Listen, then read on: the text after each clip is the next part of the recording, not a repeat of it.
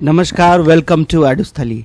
जिस वैकेंसी का आप इंतज़ार बहुत दिनों से कर रहे थे, AODO की वैकेंसी, वो फाइनली अब आ गई है। आप सबों को अभी तक मालूम भी चल गया होगा। तो कुल 935 पदों पर ये वैकेंसी का एडवर्टीज़मेंट जारी कर दिया गया है। BPSC की ऑफिशियल वेबसाइट पे भी आप इसका एडवर्टीज़मेंट देख सकते हैं। तो इस वैकेंसी के बारे में आज मैं आपके साथ सारी डिटेल्स को शेयर करने जा रहा हूँ, इसलिए आप वीडियो को अंत तक जरूर देखिएगा। और अगर आप चैनल पे पहली बार जुड़े हैं तो चैनल को सब्सक्राइब जरूर कर लीजिएगा, ताकि जो भी लेटेस्ट गवर्नमेंट वैकेंसीज का अपडेट्स मैं लाता हूं अपने चैनल पर, उसका नोटिफिकेशन सबसे पहले आप तक पहुंच सके। देखिए 935 सीट्स आई हैं, जिसमें आपका अनरिजर्व्ड के लिए जो सीट्स है वो है 374, अनरिजर्व्ड के लिए 374 सीट्स आई है। EWS के लिए 93, SC के लिए 150, ST के लिए 10, अत्यंत पिछड़ा वर्ग 168, पिछड़ा वर्ग 112, पिछड़े वर्ग की महिलाएं 28। तो कुल 935 पद आया है, जिसमें महिलाओं के लिए आरक्षित पद है 319, क्योंकि आपको मालूम है 35% रिजर्वेशन है बिहार में महिलाओं को। अब हम जानते हैं कि वेतनमान क्या मिलने जा रहा है आपको। वेतनमान आपका लेवल 5 की सैलरी है आपको। हालांकि ये सैलरी थोड़ी ज़्यादा होनी चाहिए, ऑफिसर लेवल का पद बोल रहे हैं, लेवल 5 का सैलरी दे रहे हैं, फिर भी जो है सो मैं आपको बता रहा हूँ। लेवल 5 की सैलरी है 29,200 रुपये इनिशियल आपकी बेसिक तनख्वाह बनेगी। इसके अलावा आपको HRA मिलेगा, ट्रांसपोर्ट अलाउंस मिलेगा, मेडिकल मिलेगा और महंगाई भत्ता मिलेगा।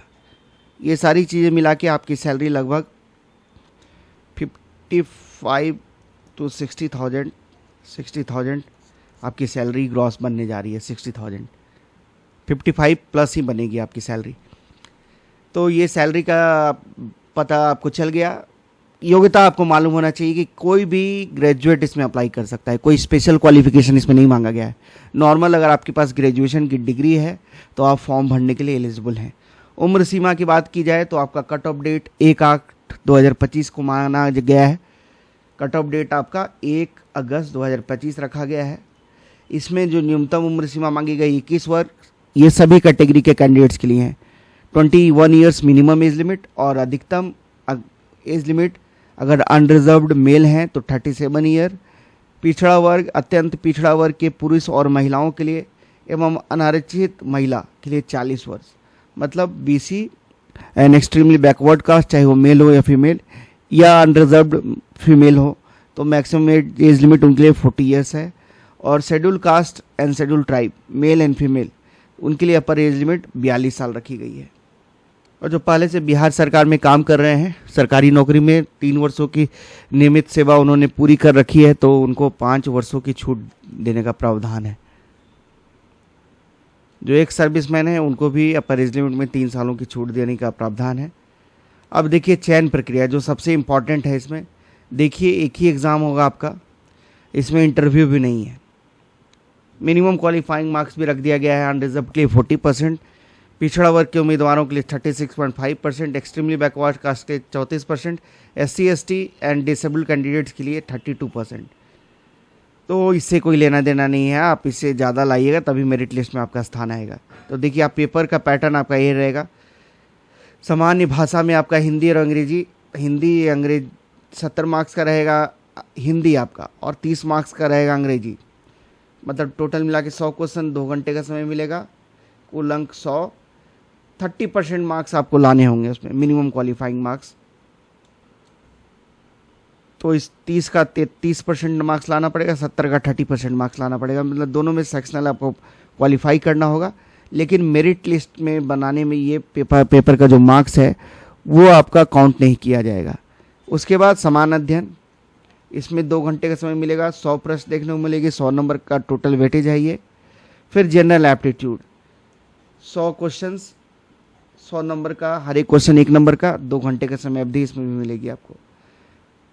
देखिए प्रत्येक प्रश्न के लिए आपका 1 अंक निर्धारित है, नेगेटिव मार्किंग भी है, 1/3 नेगेटिव मार्किंग रखी गई है। तो एक तरह से SSC लेवल वाला पैटर्न है आपका ये। देखिए सामान्य भाषा है, सामान्य अंग्रेजी और सामान्य हिंदी के पत्र मात्र क्वालिफाइंग होंगे, जिनमें से प्रत्येक में न्यूनतम 30% अंक आपको प्राप्त करना होगा।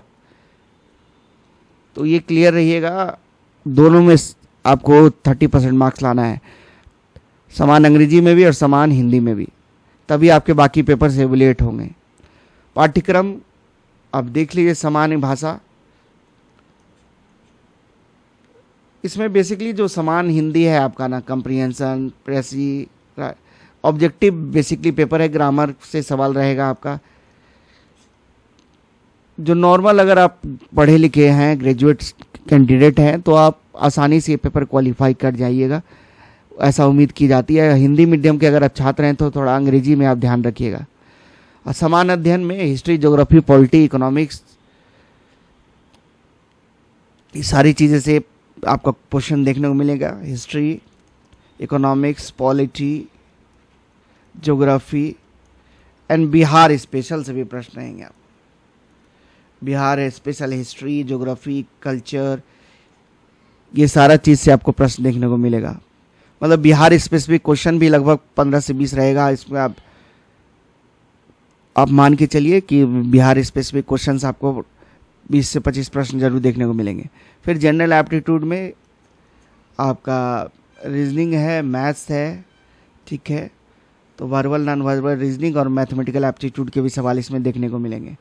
Profit and loss, percentage, average, time distance, फिर सिलोलिज्म, मतलब वर्बल और नॉन वर्बल रीजनिंग प्लस आपका मैथमेटिकल एप्टीट्यूड में है percentage, profit, speed, distance and time, ये सारी चीज़ें रहेगी। मतलब नॉर्मल जो आप पेपर देखते हैं एसएससी वाला, वही पेपर यहाँ भी सेट किया गया है। तो प्रोसेस आपका सिलेक्शन का यही है। देखिए, लिखित परीक्षा होगी, उसके बाद जो उसमें अच्छा स्कोर करेंगे उनको फिर डॉक्यूमेंट वेरिफिकेशन के लिए बुलाया जाएगा। सभी ओरिजिनल सर्टिफिकेट्स आपको ले जाना है विद सेल्फ अटेस्टेड कॉपीज़ के साथ। आप वहाँ प्रस्तुत होइएगा डॉक्यूमेंट वेरिफिकेशन में। तो मेगा सूची जो मेरिट लिस्ट बनेगी आपकी लिखित परीक्षा के आधार पे ही बनेगी। इंटरव्यू है नहीं, बस रिटर्न एग्ज़ाम होगा आपका और उसके बाद आपका डीवी होगा। जीएस वाले पेपर का एक तरह से वेटेज इसलिए भी बढ़ जाता है कि अगर दो बच्चे का समान मार्क्स है तो जीएस में जिसका ज़्यादा मार्क्स है उसको ज़्यादा प्रेफरेंस दिया जाएगा। यहाँ लिखा गया है, देख लीजिए। लिखित परीक्षा में प्राप्तांक समान होने की स्थिति में समान अध्ययन विषय के प्राप्तांक के अनुसार मेधा क्रम निर्धारित होगा। यह आप समझ लीजिए। हालांकि मेरिट आपकी इस दोनों पेपर के मार्क्स पे बनेगी, समान अध्ययन और जनरल एप्टीट्यूड, लेकिन अगर दो बच्चे का समान टैली करता है मार्क्स तो फिर जीएस के में जिसने ज़्यादा स्कोर किया है उसको अपर हैंड एडवांटेज मिलेगा। देखिए, आरक्षण का लाभ सिर्फ उन्हीं को मिलेगा जो बिहार के नागरिक हैं, जिनके पास बिहार का डोमिसाइल सर्टिफिकेट है। अदर स्टेट वाले बच्चे अप्लाई कर सकते हैं इसमें, बट वो एज ए जनरल कैंडिडेट ही अप्लाई कर पाएंगे। देखिए, सबसे अच्छा काम किया गया है कि आवेदन शुल्क बड़ा कम है आपका, मात्र 100 रुपये। कोई भी कैटेगरी से आप बिलोंग करते हो, चाहे एससी हो, एसटी हो, ओबीसी हो, जनरल हो, सभी के लिए 100 रुपीज़ रखा गया है। अब इम्पॉर्टेंट डेट्स आप जान लीजिए। ऑनलाइन आवेदन आपकी प्रारंभ होने की तिथि है 27 अगस्त 2025।